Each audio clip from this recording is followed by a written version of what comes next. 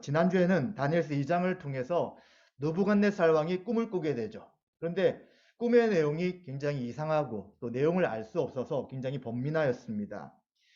그래서 이제 왕은 꿈을 해석하는 사람들을 불러 모으죠. 그리고는 어떻게 합니까? 네, 꿈의 내용을 말하라고 이야기합니다. 그리고 꿈의 내용뿐만 아니라 그 해석도 이야기하라고 합니다. 그랬더니 그곳에 있던 박스와 술객과 그리고 점쟁이와 갈대아 술사들이 이것은 사람이 할 수 있는 것이 아닙니다. 신만이 하는 것입니다. 라고 하면서 어떤 누구도 내용을 알려주지 않으면서 꿈을 해석하라고 한 적이 없었습니다. 라고 이야기합니다. 그랬더니 왕이 분노하여 가지고 이제 그 모든 신하들, 점을 치고 신과 왕 사이에서 이 중재하는 역할을 했던 이런 자들을 다 죽이라고 이야기합니다. 그랬더니 자연스럽게 또 누구도 죽게 됩니까? 네, 다니엘과 세 명의 친구도 이제 죽을 수밖에 없는 위기 가운데 있게 되는 것이죠. 이때 다니엘이 왕에게 잠깐 시간을 얻고 이제 친구들과 함께 살아계신 하나님 앞에 기도하게 되었고요. 놀랍게도 하나님께서는 다니엘에게 그 비밀스러운 일들을 다 알려주시는 것입니다. 그래서 다니엘이 해석한 꿈이 어떤 것이었냐면 느부갓네살 왕이 꾸었던 꿈은 큰 신상이었어요. 금과 은과 그리고 놋과 흙과 쇠로 된 그러한 신상인데 이것이 바로 금과 같이 강력한 나라가 느부갓네살 왕이고 그 뒤 여러 나라가 섰다 무너질 것이다. 그러나 최종적으로는 뜨인 돌, 사람이 다듬지 않는 그 돌로 인해서 이제 모든 세상이 그 돌로 가득 찰 것이다. 즉 예수 그리스도를 통해서 영원한 나라가 세워질 것이다 하는 것을 설명해 주었습니다. 그래서 느부갓네살 왕은 다니엘과 세 명의 친구를 높였고요. 그리고 그 또한 살아계신 하나님을 인정하는 것이 바로 이 장의 내용이었습니다. 그래서 이 말씀을 통해 하나님 나라가 어떻게 실행된다고요? 예수 그리스도를 통해서 이 땅의 왕으로 오신 그분을 인하여 의와 평강과 희락으로 영원한 나라가 세워지는 것이 바로 하나님 나라고요. 이 하나님 나라는 이미 예수님이 오셔서 시작되어서 우리 성도 한 사람 한 사람과 교회 가운데 그 온전하신 하나님 나라가 이루어졌다 하는 것을 보았습니다. 오늘은 다니엘서 3장을 통해서 구원하시는 은혜란 제목으로 함께 말씀을 통하여 은혜를 나누고자 합니다. 우리가 읽었던 이 말씀에 보시면 이제 1절부터 7절에 이 느부갓네살 왕이 또 한 가지 일을 벌이게 됩니다. 어떤 일을 벌이게 되냐면 두라란 평지에다가 금으로 된 신상을 만들게 됩니다. 그리고 이 신상의 높이가 60규빗, 이게 손가락과 팔꿈치 정도를 재는 기준인데 약 27m 정도가 되고요. 높이가. 그리고 넓이가 6규빗, 2.7m가 되는 거대한 신상을 금으로 만듭니다. 도대체 왜 느부갓네살 왕이 이때 이 금으로 신상을 만들었는가라고 했을 때에 이 헬라어로 구약을 번역한 70인역이라는 성경이 있어요. 이 성경에 보시면 이 부분을 어떻게 해석하고 있냐면 느부갓네살 왕이 18년이 되었을 때 그가 왕이 된 18년 정도에 이러한 일을 했다라고 기록을 하고 있습니다. 그러면 역사적으로 그 시간이 언제쯤인가를 보게 되면 그때가 남유다가 완전히 멸망한 날이었습니다. 이제 아수르의 힘이 약해질 때 이 느부갓네살이 그 아수르도 멸망시켰죠. 그리고 유다도 공격하여서 첫 번째, 두 번째, 세 번째 포로들을 바벨론으로 데려갔습니다. 첫 번째 포로로 왔던 사람들이 다니엘과 세 명의 친구였죠. 그리고 드디어 이제 18년이 지난 다음에 이 남유다를 완전히 멸망시켜 버리는 것이죠. 그래서 그가 벌였던 20여 년간의 정복 전쟁이 마무리된 해가 지금 이 신상을 세웠던 시기일 것이다 라고 성경학자들이 이야기를 하고 있습니다. 그는 이제 모든 전쟁을 마무리하고 그 신상의 꿈을 꾸었죠. 첫 번째 자기가 어떤 역할이었습니까? 금과 같은 모습이었잖아요. 그래, 이 신상의 내용대로 금으로 신상을 만들고 모든 자를 나에게 엎드려 절하게 하자 하는 계획을 세우면서 이제 그곳에 있는 모든 민족에서 온 사람들과 그리고 자기의 업적들을 드러내기 위해 신상을 세우고 있는 것입니다. 실제 이것은 2장에서 보았던 꿈의 내용과 같습니까? 다릅니까? 다르죠. 그 나라는 영원한 나라가 아니에요. 하나님이 세우신 나라가 영원한 나라이고 그 나머지 인간이 세운 왕들은 세워졌다가 없어지는 것인데 이 느부갓네살 왕은 정복 전쟁이 마무리되면서 자신을 높이기 위한 그리고 그 왕국을 온전히 지탱하기 위해서 거대한 금신상을 세우게 되는 것을 보게 됩니다. 바벨론 왕은 국가적 종교와 문화를 모든 신하에게 강요하게 되는 것이죠. 그리고 제국의 정치적 통일성을 만들고자 했습니다. 바벨론은 그 당시 다른 신들에게 예배하는 것을 허용했어요. 그러나 조건이 무엇이었냐면 내가 섬기는 신, 내가 지금 섬기라고 하는 그 신을 먼저 예배한다면 너희들이 믿는 신도 예배하는 것을 허용하겠다라고 그는 이야기하였습니다. 그래서 자기 민족과 문화의 신들을 유지해 나가면서 그리고 예배를 드리는 것을 허용했기 때문에 이제 지금도 마찬가지인 거예요. 그래, 너 종교가 있냐? 뭐냐? 이런 신을 믿냐? 그래, 믿어라. 그러나 내가 믿는 신, 내가 세운 신상을 먼저 절한 다음에 그것을 하라라고 요구하는 것입니다. 그래서 느부갓네살은 이러한 바벨론 제국에 대해 전적인 충성을 요구하는 것이고요. 그리고 제국의 공식적인 신상 앞에서 굴복하도록 요청하고 있는 것입니다. 만약 굴복한다면 그들에게 바벨론에서의 자유를 주는 것이고요. 그리고 제국에서 자기의 신을 섬기고 살 수 있는 그러한 일들이 되기 때문에 이제 이러한 조건을 걸면서 모든 자들이 절할 것을 요구하는 것이죠. 그리고는 이제 그것을 허용한 다음 또 반대가 있는 것이죠. 항상 이 세상의 왕들은 이 반대, 억압이 있는 거예요. 만약에 절하지 않는다면 풀무불에 던져 넣어버릴 것이다. 맹렬히 타는 불, 이 풀무불이 쇠를 집어넣어서 쇠를 녹여가지고 이제 그것을 만드는, 조각을 하는, 칼을 만들고 농기구를 만드는 이런 일을 하는 그러한 곳이 풀무불이에요. 이곳에다가 집어넣어 죽이겠다라고 하는 거예요. 자유를 주는 것처럼 보이지만 실제로는 나의 말에 따르지 않는다면 너희들은 다 죽을 것이다 라고 바벨론의 느부갓네살 왕이 지금 신상을 세우고 국민들을 통제하기 위한 일들을 해나가고 있는 것이죠. 세상의 왕들은 이처럼 자기가 신이라고 이야기합니다. 그리고 힘도 없는 어떤 우상을 세워놓고 이것에 다 엎드리라고 이야기합니다. 그리고는 그 나라가 모든 사람들이 함께 뭉쳐서 더 강한 힘, 더 똘똘 하나로서 이제 이 일들을 해나가려고 하는 것이 보통의 왕들이나 권력을 가진 자의 모습인 것을 보게 되는 것이죠. 이러한 일을 또 누가 하였습니까? 바로 그곳에 그 지역에 위치했던 이 바벨론, 옛날 바벨론에 있었던 사람들이 신할 평지에 모여가지고 이제 니무롯이란 왕을 중심으로 바벨탑을 쌓은 것도 보게 되는 것이죠. 이때 그들의 이유가 뭐였냐면 홍수를 피하자는 거예요. 하나님 홍수를 내려서 사람들을 죽였다? 그럼 우리는 더 높은 탑을 쌓아서 홍수를 피해보겠다. 그리고 또 한 가지 이유는 자기들의 이름을 하늘 끝까지 닿게 하겠다. 하나님을 섬기는 것이 아니라 나 이름을 높이겠다 하는 그러한 인간의 어리석음을 지금 느부갓네살 왕은 또 똑같이 행하고 있는 것입니다. 이럴 때 어떻게 합니까? 모든 자들은 다 엎드려서 절하는 거죠.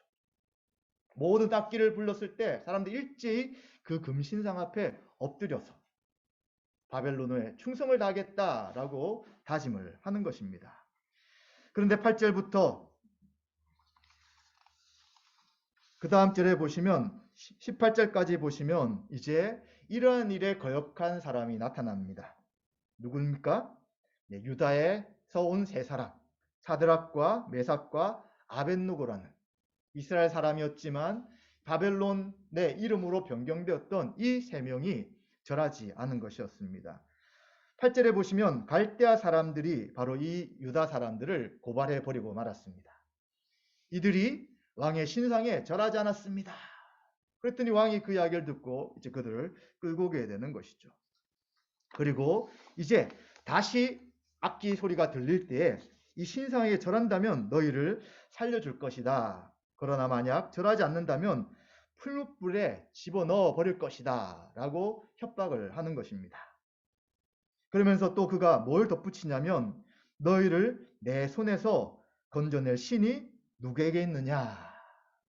이미 바벨론은 지난번에 말씀드린 것처럼 전쟁이 이긴다는 것은 자기들이 섬기는 신이 강하다는 생각을 했던 것이 고대 사람들이었어요. 그러니까 누가 과연 너를 구원해 주겠느냐. 너가 믿는 신도 결코 나의 일한 힘 앞에서는 어쩔 수 없을 것이다 라고 그는 호언장담하는 것입니다. 자, 이런 상황에 우리가 접해 보십시오. 사실 우리나라도 그런 일이 있었어요.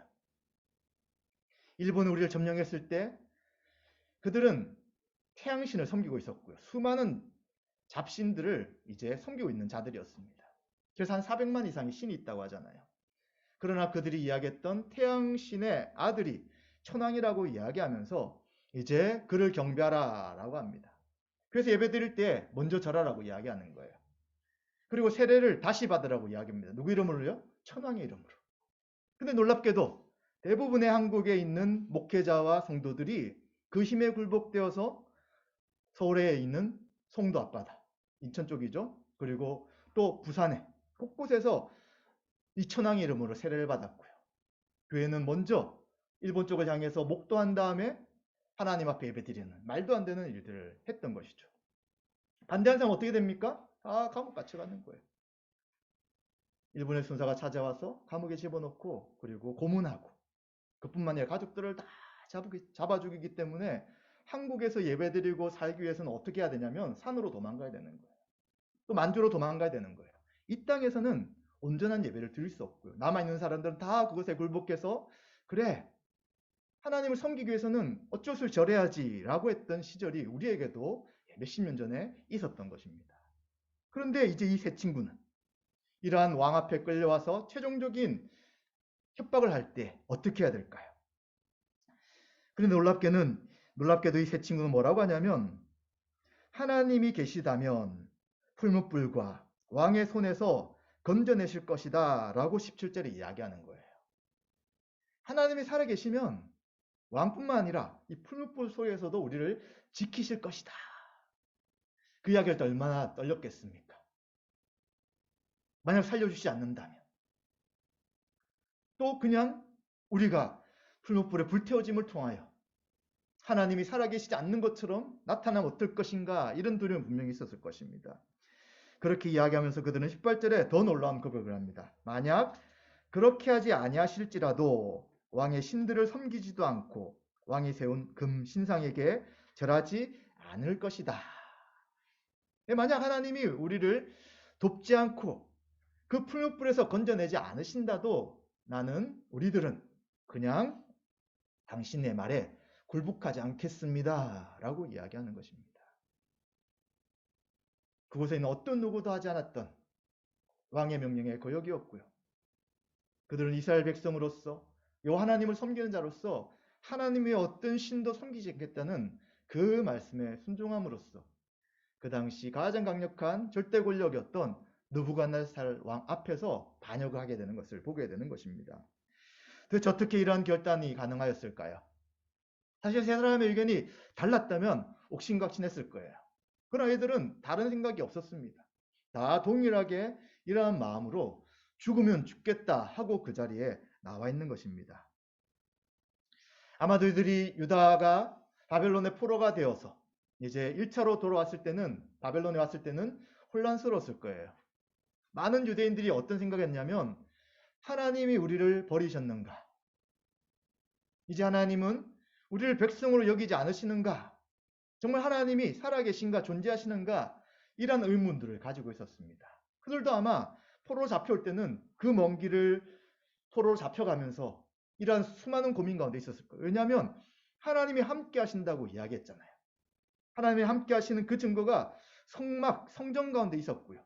그리고 다윗과 솔로몬 시대는 그 모든 주변을 평정했던 하나님께서 주시는 그 온전한 부강함이 그들 가운데 있었던 거예요.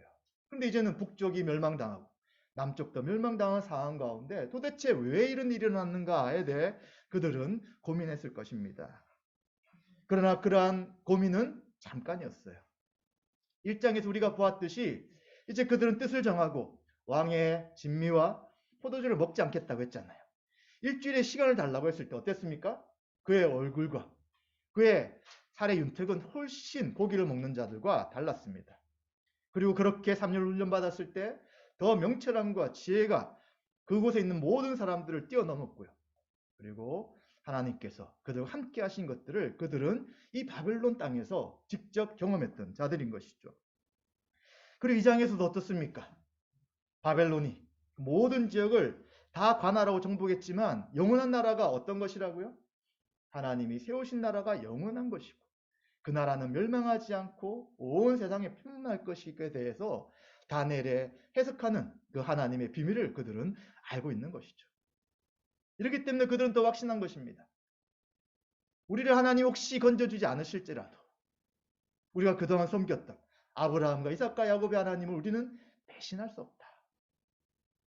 다른 신을 섬기고 절할 수 없다라고 그들은 결정하고 그 왕이 불못불에 죽인다는 그 두려운 협박 앞에서도 그들은 굴복하지 않은 것을 우리는 보게 되는 것입니다. 모든 자들이 다 동참했는데 이 3명만 따르지 않으니까 왕이 어떻겠습니까? 분노가 일어나고 화가 나고 저 쪼무라기들을 그냥 당장 죽여버리겠다 하는 명령을 내리게 되는 것이죠. 얼마나 화가 났든지 풀무불을 7배나 더 뜨겁게 하라고 이야기합니다.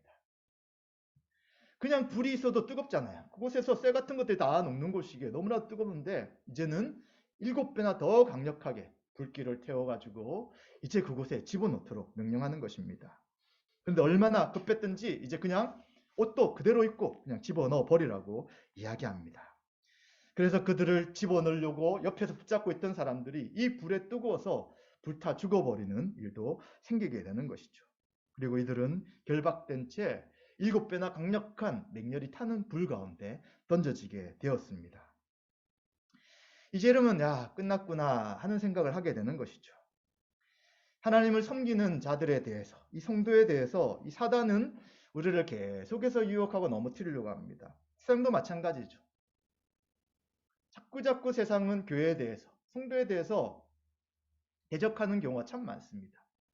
인간이 모든 세상의 중심에 되는데 기독교는 누가 중심이에요?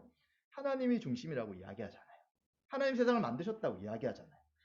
우리가 모든 걸 결정하고 살아가야 되는데 하나님이 뜻이 있고 하나님의 창조 목적이 있다고 이야기하니까 이제 인간의 자발성을 제한하는 것, 인간이 가장 높은 존재인 것들을 거부하는 이러한 성경의 가치관, 하나님의 존재에 대해 세상과 사단은 계속해서 거부하게 만드는 것입니다.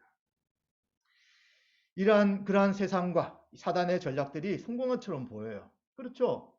강력한 힘으로 압박할 때 교회가 힘이 없이 당하는 것처럼 보입니다. 그래서 성도들도 이러한 여러 가지 어려움, 제한 때문에 세상에 살 때 성도의 이름만 가지고 있는 성도 같지 않는 삶을 살아가고 그냥 교회에서는 예배드리지만 세상에서는 믿지 않는 자처럼 살아가는 모습이 우리 가운데도 있는 것들을 보게 되는 것이죠. 우리는 이런 상황을 대할 때 내가 괜히 믿는 자라고 세상에다가 말했을까? 아니면 내가 너무 무모하게 이런 세상의 압력에 대해 대항했을까라는 생각으로 움츠러들 수도 있습니다. 그러나 결과는 그렇지 않는 것이죠. 24절부터 27절에 보시면 놀라운 일이 생깁니다. 느부갓네살 왕이 이제 어떻게 되는가 보고 있었는데 이제 깜짝 놀라서 신하들에게 묻습니다. 우리가 지금 3사람을 풀무불에 던지지 않았느냐라니까 다 그렇습니다 라고 이야기하는 거예요. 그런데 자세히 보니까 결박하지 않는 4사람이 불 가운데 다니고 있는 거예요. 지금 7배나 더 뜨거운 불인데 불에 다닌다는 게 가능합니까? 다닐 수가 없잖아요. 그냥 불에 타서 금방 살아 없어져야 되는 거예요. 그런데 3사람이 아니라 4사람이 같이 다니고 있는 것을 보게 되는 것입니다. 그래서 25절에 보시면 이 4번째 모양에 대해 신들의 아들과 같다라고 이야기를 하는 것입니다. 그러니까 왕이 놀래가지고는 그 풀무불 앞에 가서 이야기하는 것입니다. 지극히 높으신 하나님의 종 사드락, 메삭, 아벳누고야 나와서 이리오라. 너무 깜짝 놀라가지고 이제 나오라고 이야기하니까 이들이 그냥 걸어서 왕 앞으로 나오게 되는 것이죠.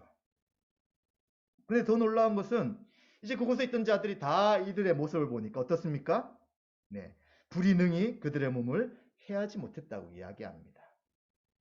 그리고 머리털도 걸리지 않았고요. 겉옷의 빛마저도 변하지 않았습니다. 더 놀라운 것은 불에 탄 냄새도 전혀 없었던 것이죠. 4번째 사람이었던 그 존재가 이들을 불 가운데서 지켜주셨고 이들은 어떠한 해도 당하지 않게 되는 것입니다. 이 네 번째 모양에 대해 신들의 아들이다 라고 이야기하니까 도대체 이 넷째 사람은 누구였을까 라고 하죠. 천사라고도 이야기하게 되지만 그러나 구약에 보시면 성육신, 인간의 몸을 입고 이 땅에 오신 성자 하나님이신 예수님께서 구약에서는 종종 사람에게 눈에 보이는 형태로 나타나실 때가 있었습니다. 그래서 이 네 번째 신의 아들 같은 이 존재는 바로 육체를 입으시기 전 구약 가운데 나타나셨던 성자 예수님이라고 우리는 알 수 있게 되는 것이죠. 이 예수님께서 이 한 사람 한 사람들을 불 가운데 지키시고 함께 하신 것을 우리는 보게 되는 것입니다. 이렇게 되었을 때 이제 어떻게 됩니까? 느부갓네살 왕의 그 어리석음이 또 드러난 것이죠. 그가 전쟁이 마무리되었을 때 신상을 세우고 이제는 문화적으로 종교적으로 다 통합하여서 이제 바벨론을 더 강력하게 금과 같은 더 강한 나라로 이끌어 가려고 생각했으나 그러나 그는 다시 한번 알게 되는 것입니다. 나는 창조주 하나님이 왕으로 세운 그런 존재구나. 이들이 섬기고 계신 하나님이 분명히 살아계셨고 그리고 이 하나님 앞에 내가 대항하거나 덤빌 수 없다는 것들에 대해서 분명히 그는 인식하게 됩니다. 그래서 그는 이렇게 고백합니다. 그가 그의 천사를 보내사 신앙을 지킨 종들을 구원하셨다. 네, 그는 이 네 번째 아들을 천사로 이야기하지만 우리가 살펴본 것처럼 천사보다는 성육신 하기 전에 예수님으로 우리가 더 이해할 수 있을 것 같아요. 그리고 뭐라고 하냐면 자기를 의뢰하고 그들의 몸을 바쳐 왕의 명령을 거역하고 그 하나님 밖에는 다른 신을 섬기지 아니하며 그에게 절하지 아니한 이들을 구원하시기 위하여 이를 보내셨구나 라고 그는 고백하는 것입니다. 그리고 조서를 곳곳에 방방곳곳에 내려서 하나님을 칭송하는 것입니다. 그리고 세 명을 바벨론 지방에서 높여주게 되고요.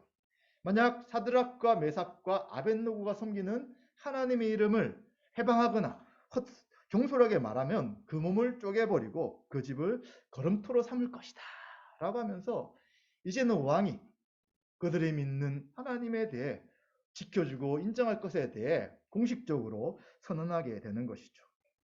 그러면서 그는 더 나가서 이렇게 이야기합니다.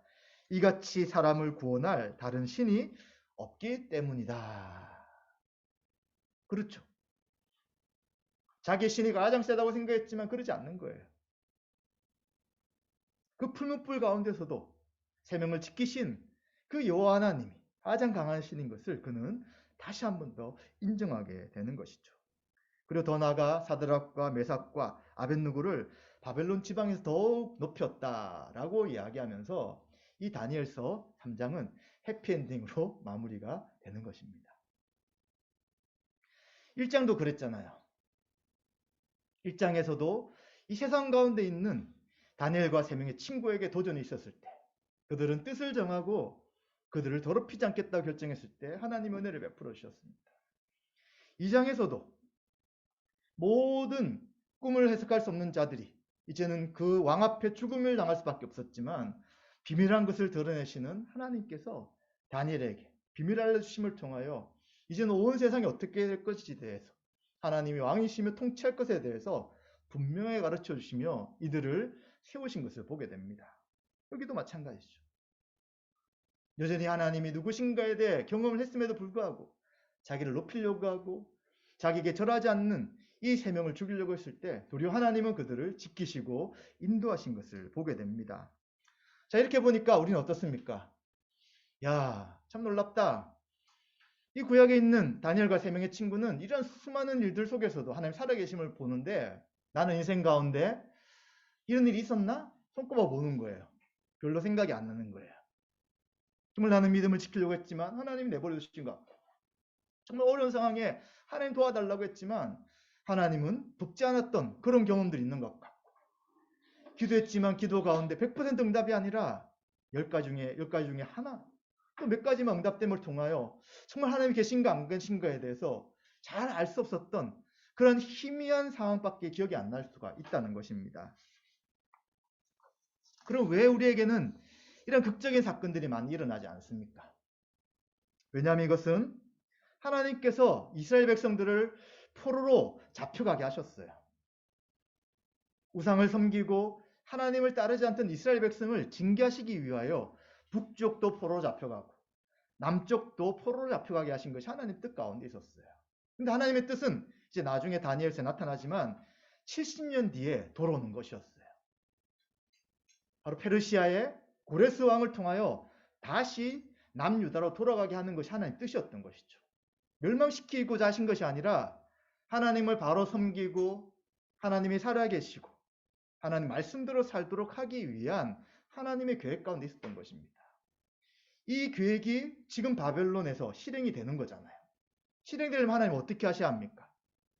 남겨둔 자들, 남겨둔 자가 유다에 있는 자가 남겨둔 자가 아니라 바벨론의 포로로 잡혀온 자가 남겨둔 자였어요. 그래서 선지자들은 바벨론 왕에게 항복하라 라는 예언을 계속했던 것이죠. 그런데 그 사람들은 그럴 수 없잖아요. 우리를 계속 공격했던 철천지 원수인 이 바벨론에 항복하느니 차라리 애굽으로 도망가겠다라고 하는 것이에요. 예레미야는 그것을 계속 반대하면서 눈물로 호소했지만 그러나 그들은 바벨론을 항복하지 않고 결국은 멸망하게 되는 것이죠. 그러니까 하나님께서는 바벨론 남겨둔 이들을 지키시고 그리고 그곳 가운데 하나님이 누구신지를 나타내 보여주시는 거예요. 그 강력한 제국 가운데 그 제국을 다스리는 하나님, 그 제국에서 섬기는 하나님이 어떤 분인지 이 다니엘과 세 명의 친구를 통해서 계속해서 이야기하시면서 너희들이 이제는 70년 뒤에 돌아갈 것이고 그리고 이 수많은 나라가 반복되고 그리고 여러 일들이 있을지라도 최종적으로 이 모든 세상의 온전한 왕은 바로 하나님이다. 바로 예수 그리스도다 하는 것을 보여주시려고 하신 것이 바로 이 뜻 가운데 있는 것이죠. 그렇기 때문에 지금 만약 여러분들이 누가 내가 지금 요구하는 신상에 절하지 않으면 너 직장을 잘리거나 죽을 수 있다라고 할 때 여러분 어떻게 될까요? 다니엘처럼 세 명의 친구들처럼 그러지 아니할지라도 라고 한다면 아마 대부분의 사람들은 직장을 잃을 거예요. 그리고 하나님이 안 계신 것처럼 여러분 가운데 아무런 변화가 없을 것처럼 될 수도 있다는 거예요. 그렇지만 분명한 것은 지금 이러한 역사적 사건은 이제 예수 그리스도가 이 땅에 오셔서 하실 일이 무엇인가에 대한 그림자로 다 이어지는 사건인 것입니다. 그래서 똑같이 나도 이런 상황 속에서 하나님이 구해주시겠지, 불에 들어가 보자 라고 할 것이 아니라 이러한 사건을 통해서 그리스도의 어떤 사역을 우리에게 알려주시기 원하신지를 생각해 봐야 합니다. 우리는 어떤 사람들이었습니까? 이 느부갓네살과 마찬가지로 우리를 복종케 만들고 죄와 사망의 권세 가운데 자신을 따르며 그리고 악을 행하고 하나님 반대편에 서라고 그러한 요구를 하는 이 사단의 지배 가운데 살았던 자들이었습니다. 벗어날 수도 없었어요. 스스로 뭔가 적극적인 삶을 사는 것처럼 보이지만 결국은 다 이 죄와 사망의 권세 가운데 하나님 없는 삶을 살아가는 것입니다. 그리고 이룬 것처럼 보이지만 나아가야 되면 죽게 되는 거예요. 죽은 다음에 하나님의 심판 앞에 그 영원한 불못에 떨어지는 그러한 것이 하나님을 배반한 사람의 본모습이었죠. 누구도 벗어날 수 없는 거예요. 거역할 수 없는 것입니다. 그런데 어떻게 하십니까? 바로 이러한 하나님의 원수로 살아온 우리들을 위해 예수님께서 육체를 가지고 이 땅에 오신 것이죠. 그리고 하나님의 앞에 지었던 모든 죄의 진노를 예수님이 자신의 육체로 다 감당하십니다. 그리고 예수 그리스도는 풀무불에 있던 이 세 명을 구원하시듯이 자신의 죽음을 통하여 우리 한 사람을 하나님의 백성으로 구원하신 놀라운 구원의 은혜를 행하신 분임을 우리는 기억해야 되는 것입니다. 풀무불에서 구원하신 것이 놀라운 것이 아니라 죄와 사망의 권세 가운데 있던 자들, 사단의 지배 가운데 있던 우리들을 하나님 나라의 백성으로 죄 문제를 해결하시고 하나님과의 관계를 회복하신 이 놀라운 구원의 역사가 바로 우리 가운데 나타난 것이죠. 이것이 놀라운 거예요. 왜 우리는 다니엘의 세 친구처럼 이런 일이 매일매일 일어나지 않습니까? 왜 우리는 치료를 위해 결단하고 믿음으로 살아가지만 여전히 우리 가운데는 해결되지 않는 문제가 있습니까? 왜 그 어려운 순간순간 하나님 살아계심을 보이지 않습니까? 왜 하나님이 존재하신다는 것을 직접 나타내 보이지 않습니까? 라고 이야기할 때 하나님 길이 참으셔서 인간을 심판하는 방식으로 하나님의 살아계심을 보이신 것이 아니라 예수님께 하나님 모든 진노를 부으셨다는 것입니다. 예수님이 풀무불에서 그 모든 불길을 다 받으신 것처럼 하나님의 진노와 심판을 예수님이 다 감당하신 것입니다. 이것이 놀라운 하나님의 은혜고요. 이것이 놀라운 하나님의 구원의 역사인 것이죠. 다 구약에 있던 이야기들은 이러한 십자가 사건을 보여주시기 위한 그림자였다는 것을 우리는 기억해야 되는 것이죠. 그래서 우리가 어떻게 하나님의 사랑을 알게 됩니까? 십자가에 나타난 그 주님의 죽으심과 부활을 통하여 그 하나님의 사랑을 알게 되는 거예요. 우리가 아직 죄인 되었을 때 그리스도께서 우리 죄를 위하여 죽으심으로 하나님께서 우리에게 대한 자기의 사랑을 확증하셨다는 로마서의 말씀처럼 우린 다른 것에서 하나님의 살아계심과 하나님의 역사하심을 찾을 것이 아니라 2000년 전에 십자가에 나타난 이 땅 것을 행하신 그 예수님의 구속사역이 바로 성취되었고 또한 그것이 놀랍게도 우리 가운데 적용되어서 우리가 그 은혜로 살아가고 있다는 것들을 우리 매일매일 기억해야 되는 것이죠. 이렇게 할 때에 이 구약의 사건이 그리스도를 통해 성취된 것을 분명히 알고 그 살아계신 하나님 우리는 찬양하게 되는 것입니다. 그렇다면 우리는 좀 더 우리의 삶에 구체적으로 생각해 볼 때에 우리는 하나님이 지금 계시느냐라고 사람들이 물을 때가 있어요. 너가 예배를 드리고 교회를 다니고 또 세상에서 요구하지 않는 너희들만의 어떤 신앙 형태를 가지고 살아가는 것이 도대체 무슨 의미가 있느냐? 정말 교회 간다 하나님 살아계신 것이 맞느냐? 너가 믿는 신이 정말 존재하는 것이 맞느냐? 라고 사람들은 묻게 됩니다. 왜냐하면 교회를 볼 때도 믿는 사람을 볼 때도 하나님이 존재하지 않는 것처럼 보일 때가 있기 때문입니다. 예수를 믿는다고 이야기해요. 근데 별 차이를 못 느끼게 되는 거죠. 종교적인 형태는 가지고 있지만 실제 삶에서는 그 신을 믿고 살아가는 것이 무엇인지를 구분할 수 없다고 생각합니다. 교회도 마찬가지죠. 뭔가 예수님을 믿는 자들이 모인 것이 교회라고 이야기하는데 또 살아계신 하나님을 섬긴다고 이야기하는데 실제로 뭐가 지배하는 것처럼 보입니까? 힘이 지배하는 것처럼 보이죠. 많은 사람이 모이고요. 큰 건물이 보이고요. 그리고 힘 있는 자들이 그곳에서 힘을 발휘한 것처럼 보이는 거예요. 세상과 아무것도 다른 것처럼 보이지 않습니다. 직분자가 되기 위해서는 헌금을 많이 해야 되고요. 그리고 세상적인 어떤 지위가 높아야지 직분자가 되어서 계속 위로 상승하는 것처럼 보이죠. 그리고 교회 안에서는 말씀이 실행되기보다는 목소리 큰 사람들, 세상적으로 빨리빨리 머리를 돌리는 사람들이 더 인정받는 것처럼 보이는, 가난하고 약하고 소외받는 사람들은 교회에 올 수 없는 그런 구조가 계속해서 나타나는 것을 보면서 정말 지금 이 시대에 하나님 살아계시다는 것을 어떻게 너희들이 증명할 수 있느냐? 또 우리들에게 도대체 너는 왜 이러한 곳에 너의 믿음의 근거를 두고 있느냐? 라고 말하고 있다는 것입니다. 우리의 생각과 삶에서 하나님을 배제하는 것이 이 시대를 살아가는 상식적인 사람인 것이고 정상적인 사람이 아니냐라고 우리 신자에게 지금 세상은 대묻고 있는 것입니다. 이럴 때 우리는 무엇을 그들에게 보여줘야 합니까? 지금은 느부갓네살 왕처럼 절하라, 굴복하라, 죽이겠다 이렇게 말하지 않아요. 증명할 수 없고 보이지 않는 신을 믿는 것보다 그냥 이 사회 체계 가운데 살아라 이야기합니다. 이 시스템 속에서 그냥 튀지 말고 살아라 이야기합니다.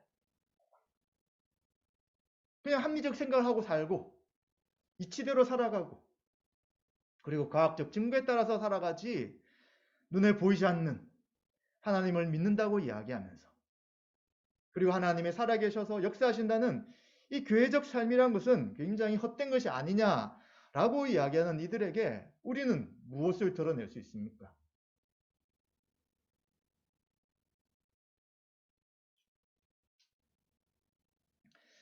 우린 다시 한 번 더 예수 그리스도 통해서 구원을 베푸신 이 은혜가 얼마나 큰지를 분명히 알고 있어야 합니다. 다른 것들로 말하려고 하지 마십시오. 봐라, 나의 신이 있으니까 난 이렇게 높은 위치에 올랐어. 나의 신이 살아계시니까 난 이렇게 좋은 대학 갔어. 나의 신이 살아있으니까 난 이렇게 건강해. 뭐든지 형통해. 이것을 말하려고 하지 마십시오. 무엇을 이야기해야 합니까? 예수 그리스도 안에서 죄가 용서받아 참된 생명을 얻고 이젠 세상의 가치관을 따라가는 것이 아니라 우상적인 것, 보이지 않는 것, 그리고 그것이 우리를 복되게 한다는 것이 아니라 말씀에 있는 주님이 우리에게 말씀하신 것을 쫓아 살아가는 삶이 세상 사람들에게 보여줄 수 있는 참된 믿음의 삶이라는 것을 우리는 기억해야 되는 것입니다.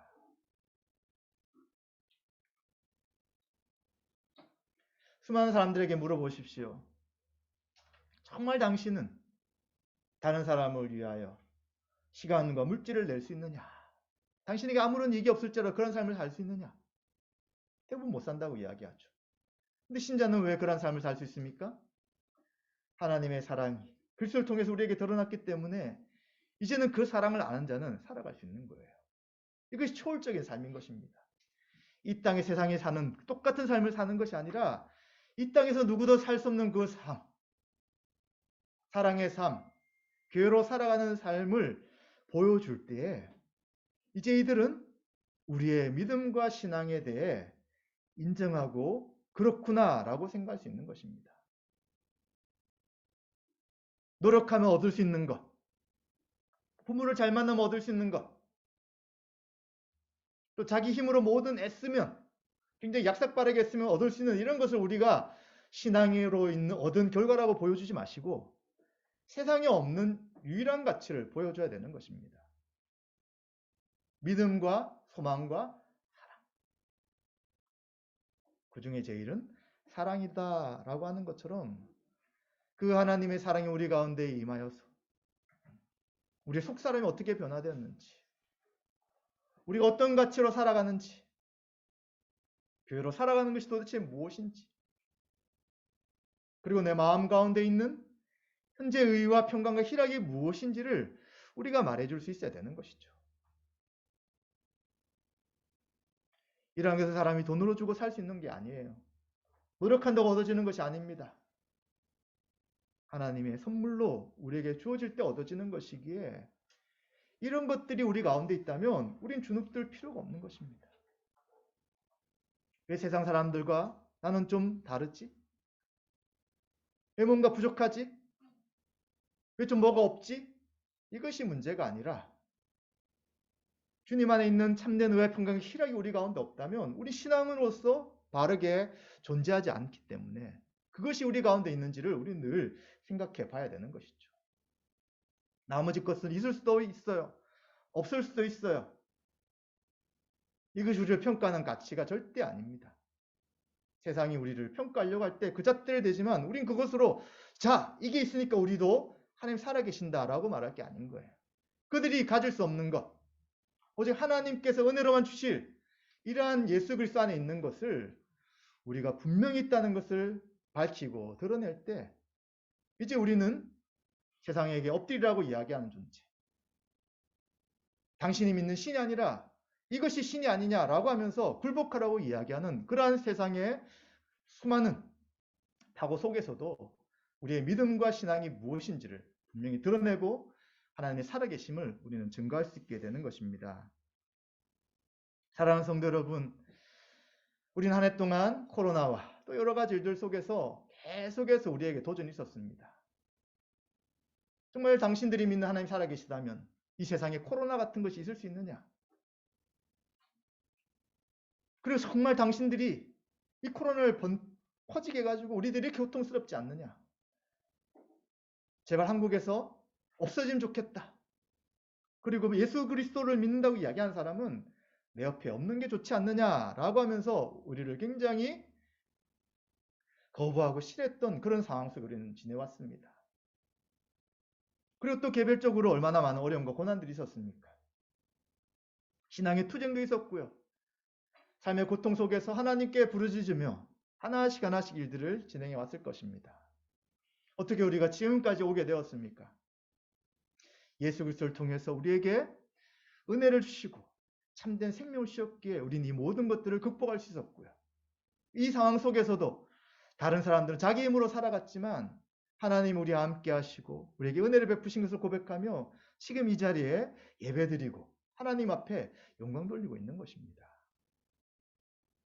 이것이 바로 신자의 믿음이라고 할 수 있는 것이죠. 사랑하는 성도 여러분, 내년도에도 계속 이런 일이 생길 거예요. 정말 당신이 믿는 하나님 살아계시냐? 당신 신자인데 나와 무엇이 차이가 나느냐? 도대체 신앙생활 한다는 것이 무슨 유익이 있느냐라고 세상은 계속해서 우리에게 또 도전할 것입니다. 그냥 우리가 똑같이 살자. 그냥 이것만 양보하면 되는데 굳이 왜 이걸 양보하지 않고 힘들게 하느냐라고 말하면서 세상과 똑같이 살아갈 우리에게 요구할 것입니다. 그럴 때 우리는 분명한 확신이 있어야 합니다. 나의 죄를 위하여 예수님이 십자가에 죽으시고 예수 그리스도께서 이제는 하나님 앞에 서게 하셔서 그 예수님만의 온전한 의와 평강과 희락을 주셔서 하나님 백성으로 살아가게 하는 것. 그 하나님 백성이 모인 교회로 살아가는 것이 구원받은 자의 온전한 삶인 것을 우리는 분명히 확신하시고 세상에 어떤 신이 너희를 구원하겠느냐라고 할 때 바로 예수 그리스도가 우리의 참된 구원자시며 예수 그리스도만이 우리에게 의와 평강과 희락을 주시는 유일한 분인 것을 믿음으로 증거하시고 교회로 살아가시는 저와 여러분 되시기를 주의 말씀으로 축원드립니다.